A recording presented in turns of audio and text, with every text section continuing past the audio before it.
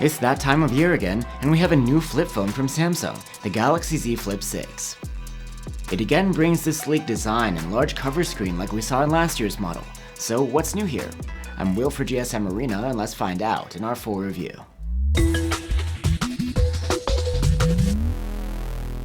The Z Flip6 is the latest entry in Samsung's lineup of clamshell flip phones.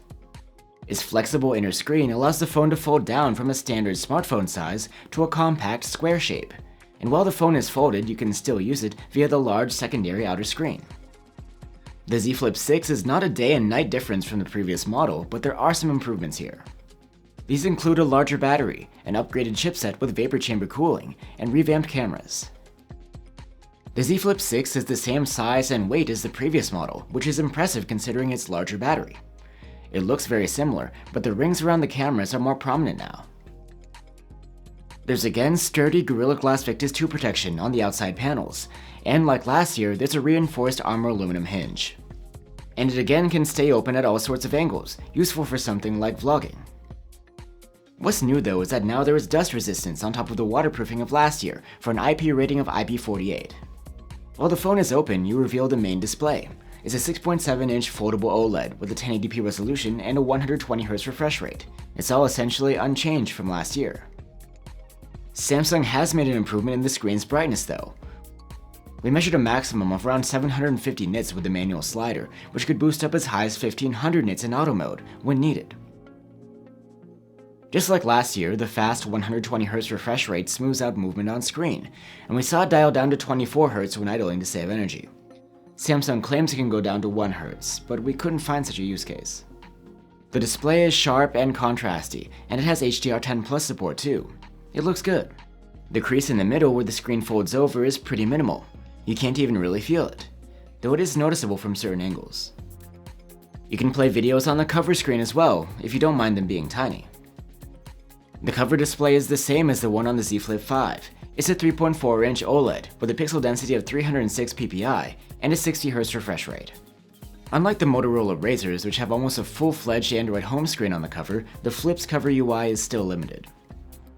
Rather than being able to do everything the inner screen can do, the Flip's cover screen is there to let you get important info and access essential functions.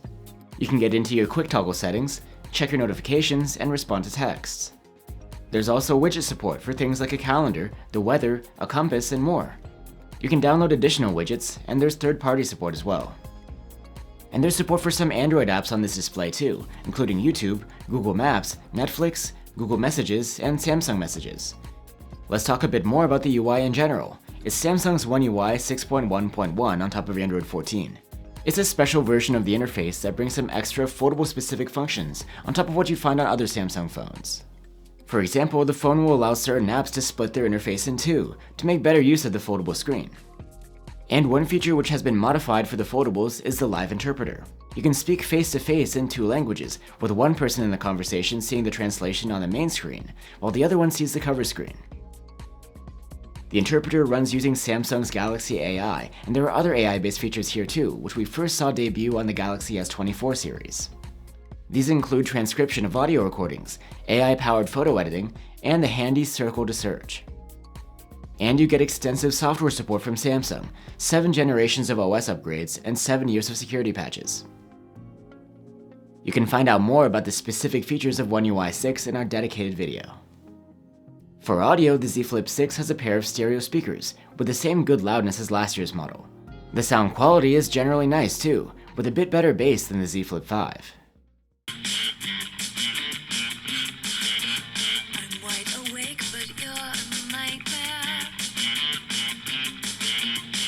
And for biometric input, there's a side-mounted fingerprint reader built into the power button. It's quite speedy. Storage-wise, the Z Flip6 can come with 256 or 512 gigs on board, but that's not expandable through microSD. Under the hood of the Z Flip6 is the current Android flagship silicon, a Snapdragon 8 Gen 3. It's even a special version for Galaxy that has slightly higher clock speeds. Even so, in benchmarks, the Z Flip6 didn't score as high as other 2024 Android flagships. That doesn't mean the phone is underpowered though.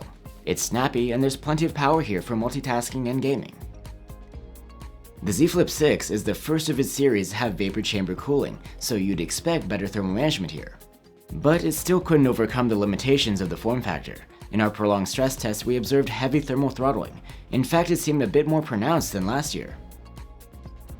The battery capacity has been increased this time around, from 3700 mAh to 4000. The resulting battery life is better than last year's Model 2. The Z Flip6 earned an active use score of 10 hours and 35 minutes in our battery tests. The rated charging power is still just 25 watts, and there's no charger in the box. With a proper adapter, we were able to charge from 0 to 44% in half an hour, and a full charge took an hour and 41 minutes. That's even slower than last year, because there's now a bigger battery to fill. There's still support for wireless charging too. Finally, we're onto the cameras. The main cam has been upgraded to a 50 megapixel one from the S24 series, and that's paired with the same 13 megapixel ultra-wide as last year. During the day, the Z Flip6's main camera does a very good job. The photos are detailed and noise-free, and the detail has a fairly organic look. The color rendition is pleasant, and the dynamic range is excellent. And when capturing people, skin tones are quite likable, and exposures are well tuned for your subject's face. The facial details could be sharper. Compared to the previous generation, the Z Flip6 has a more natural detail presentation, with less aggressive sharpening. The new model's photos also come out a bit cleaner. In low light, the main camera takes pretty nice photos. The noise reduction is laid back, leaving behind some graininess, but also plenty of detail. Colors are well saturated, and the dynamic range is good. The new model has a noticeable advantage over the Z Flip 5 at night, offering better detail, less sharpening, and improved dynamic range. Now, the ultra-wide camera. It does a decent job. The detail is solid, though the sharpening is a bit high. There's also good dynamic range and likable colors. In low light, the ultra-wide camera's photos have good dynamic range and the colors remain saturated. The detail is very good, even if it's accompanied by a little noise. Now let's talk about selfies. With the Z Flip 6, it's easy to shoot selfies with the main camera, using the cover screen as a viewfinder. These come out great, with the same nice quality you'd otherwise get from the main camera. You can also take ultra-wide selfies, for a group photo or just a different perspective, but you have to keep in mind the lack of autofocus here. Of course, there's also a regular selfie camera embedded within the inner screen. These 10 megapixel shots are nice, but not as good as the main cams. There's a bit too much sharpening here. The Galaxy Z Flip 6 can record 4K videos from all of its cameras. Those from the main and ultra-wide cams are solid, with likable colors and wide dynamic range. The detail isn't as sharp as some competitors though. The electronic stabilization works quite well to smooth out movements like walking or pans. And in the dark, the main camera does a reasonably good job recording video. So there you have it, the Galaxy Z Flip 6. It's a flagship flip phone that checks all of the same boxes as last year, and on top of that, it brings some decent upgrades too. Dust resistance, better battery life, a faster chipset, and a nicer main cam. Unlike the Z Fold 6, which has hardly changed from the previous generation, the Z Flip 6 feels like a more justifiable buy, and if you're after a flip foldable, it's worth looking into. Thanks for watching guys. Here are a couple of alternative flip phones on our channel, last year's Galaxy Z Flip 5, and the recent Moto Razr 50 Ultra. Let us know what you think, and I'll see you on the next one.